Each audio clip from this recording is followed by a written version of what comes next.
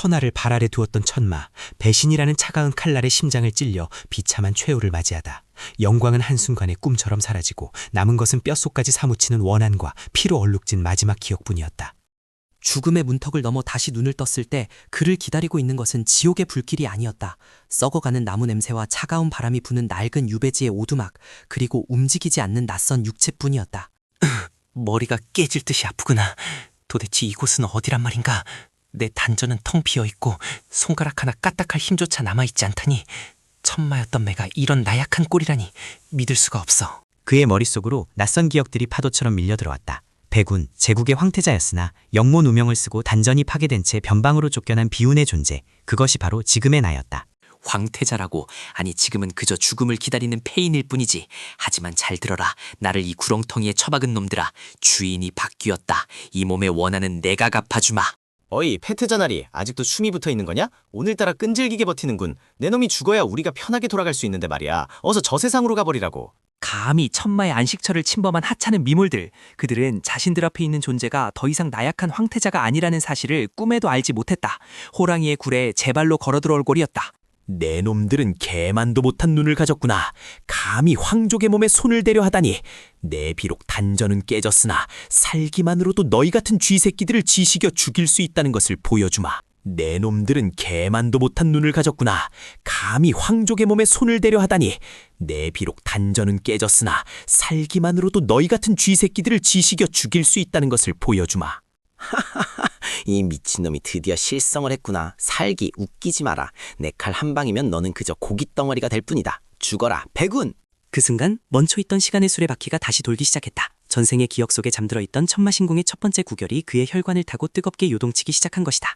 천마신공 제1식 흡성대법. 내 놈들의 더러운 기운조차 내 힘의 거름이 될 것이다. 나에게 검을 겨룬 것을 지옥 끝까지 후회하게 만들어주마.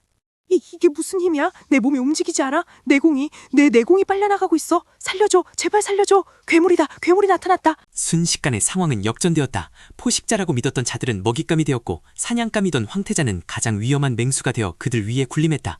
피에 서막이 올랐다.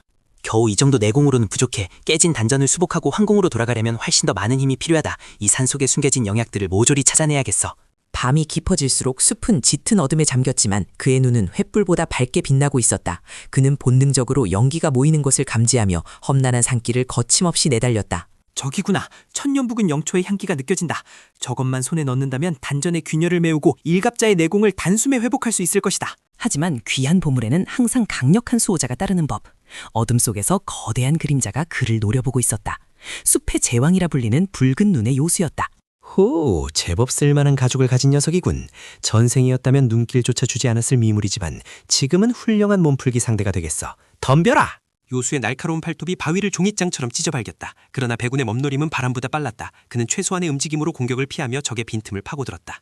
덩치만 컸지 움직임이 둔하구나. 급소는 바로 여기다. 천마신공 제2식 파천권. 내 놈의 단단한 가죽도 내 주먹 앞에서는 무용지물일 뿐이다. 거대한 굉음과 함께 요수가 쓰러졌다. 백운은 숨을 고를 새도 없이 영추를 취해 입안으로 털어넣었다. 뜨거운 기운이 식도를 타고 내려가 단전에서 폭발했다. 아, 뜨겁다. 마치 용암을 삼킨 것 같건. 하지만 이 고통을 견뎌야 한다. 뼈를 깎고 살을 태우는 고통 뒤에야 비로소 진정한 황골탈퇴가 오는 법. 그날 밤 유배지의 숲에는 기이한 빛기둥이 하늘로 솟구쳤다. 반경 10리 안의 모든 생명체가 본능적인 공포에 떨며 고개를 숙였다. 왕의 귀환을 알리는 신호탄이었다. 드디어 일성이다. 미약하지만 이제야 사람 구실은 할 수 있겠군. 기다려라 황궁의 늙은 여우들아. 내 발소리가 들릴 때쯤이면 너희의 목은 이미 바닥에 뒹굴고 있을 테니. 한편 황궁 깊은 곳, 태자의 폐위로 권력을 잡은 이 황자는 알 수 없는 불안감에 시달리고 있었다. 그는 자신의 신복인 암살 조직 비영을 호출했다. 분명 패태자는 죽었어야 한다. 그런데 왜 어제 보낸 감시병들의 연락이 끊긴 것이냐? 당장 유배지로 가서 놈의 시체를 확인하고 만약 살아있다면 목을 베어오라. 황궁 최고의 암살자 5명이 어둠을 타고 유배지로 향했다. 그들은 소리 없이 움직이는 사신들이었으나 이번 임무가 그들의 마지막이 될 줄은 누구도 알지 못했다. 살기, 이번엔 제법 묵직한 놈들이 오는군. 쥐새끼 몇 마리 잡았더니 이제는 들깨들을 보낸 건가? 환영한다. 내 검에 녹을 벗겨줄 좋은 숫돌들이여.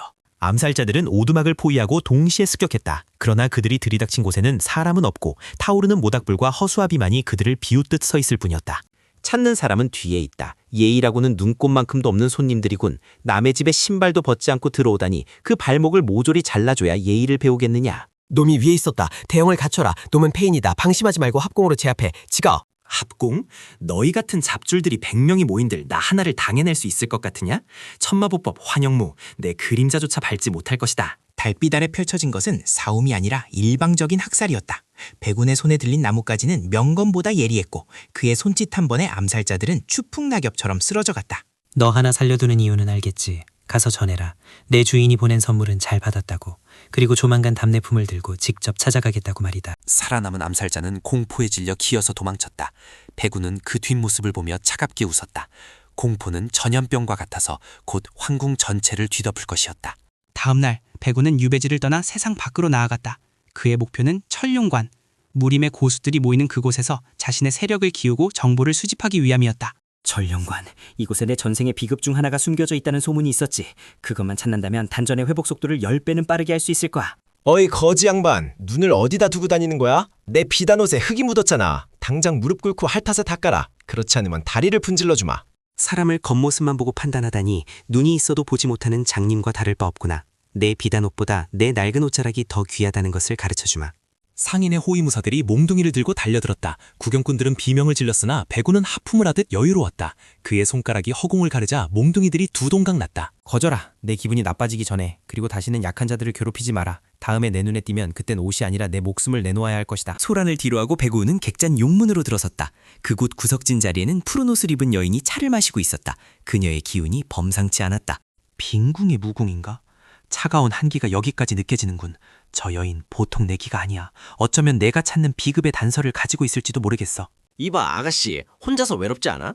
우리랑 합석해서 술이나 한잔 따르지 그래? 오빠들이 아주 즐겁게 해줄 수 있는데 말이야. 여인의 눈빛이 서늘하게 빛났다. 그녀가 검을 뽑기도 전에 객잔 안의 공기가 얼어붙었다. 하지만 백운이 그녀보다 한 발 먼저 움직였다. 술맛 떨어지게 시끄럽군. 귀한 분께서 차를 드시는데 방해하지 말고 나가서 찬 바람이나 쐬고 오거라. 아니면 영원히 잠들게 해주려. 그날의 인연으로 백운은 북해빈궁의 소공주 설화와 동행하게 되었다. 차가운 그녀와 뜨거운 복수심을 가진 황태자, 기묘한 조합의 여정이 시작된 것이다. 설원왕자, 당신도 항공에 볼 일이 있다고 했지. 잘됐군. 우리의 적이 같다면 칼끝을 나란히 하는 것도 나쁘지 않지. 서로의 등을 맡겨보자고. 그들은 수많은 위기를 넘기며 황궁으로 진격했다. 그 과정에서 백운의 무공은 하루가 다르게 강해졌고 그의 이름은 무명고수로 강호에 퍼지기 시작했다. 뭐라고? 그 패태자가 살아있을 뿐만 아니라 무림의 고수들과 손을 잡고 돌아오고 있다고? 이 무능한 놈들, 당장 금군을 소집해라. 성문을 봉쇄해. 드디어 돌아왔다. 나의 고향이자 나의 지옥. 저 높은 상벽 너머에 나의 모든 것을 앗아간 원수가 기다리고 있다. 이제 심판의 시간이다.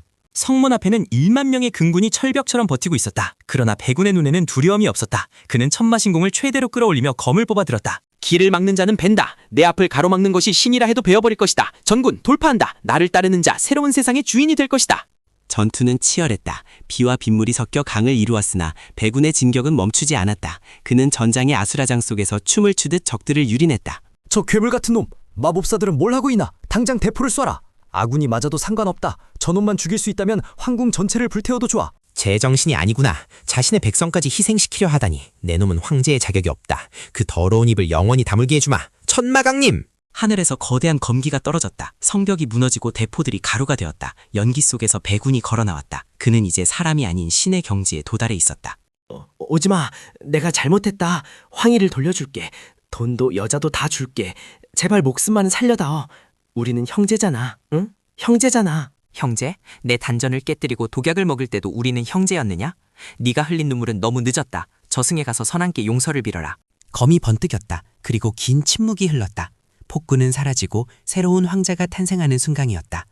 백운은 피 묻은 왕자에 앉아 아래를 내려다보았다. 하지만 이것은 끝이 아니었다. 황궁의 지하 깊은 곳 봉인되어 있던 고대의 마신이 전쟁의 피냄새를 맡고 눈을 뜨고 있었기 때문이다.